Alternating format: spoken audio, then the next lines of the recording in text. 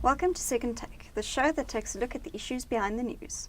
The world is turning its attention to developing the technology platforms required for the commercialization of the fifth generation of mobile communications. Natasha Odendaal tells us how this technology is likely to be adopted across developed and developing nations. Hi Natasha. Right. What is 5G and how will it benefit society? Well, 5G is basically a step up from 4G. It is said to be the next frontier of mobile innovation. The technology that will actually lay the basis for the network society, the Internet of Everything, in a world where everything that benefits from being connected will be connected. It is said through, a lot of research has looked into it so far, and it's said that 100 billion devices could be connected on a 5G network. An individual user experience could perhaps reach 10 gigabytes a second. Many companies and organizations are investing in the research and development of 5G networks. What does this entail? Well, a lot of work is going into it at the moment. You'll see mostly European companies are looking at partnering with each other. They're forming organizations to research and develop prototypes for 5G.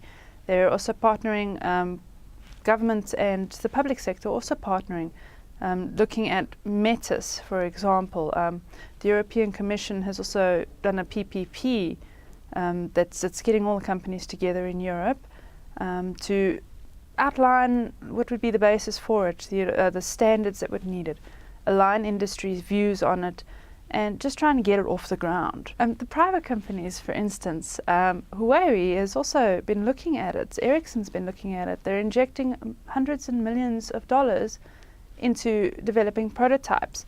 Ericsson, for example, is also in partnership with NTT Docomo, will in 2015 trial a 10 gigabit a second prototype in Japan.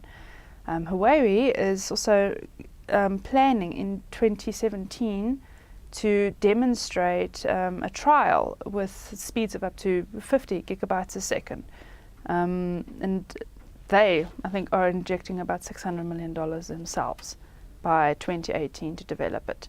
Huawei has also demonstrated prototypes at the Mobile World Congress in 2011 and 2012 already. So a lot of work is going into it. Countries like Japan also set Japan and Korea are also set to actually demonstrate at Olympic events in 2018 and 2020.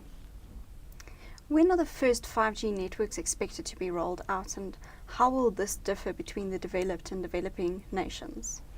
Well, the first commercialization is only expected between 2020 and 2030, but that is only for developed countries who already have a network basis of 2G, 3G, 4G established.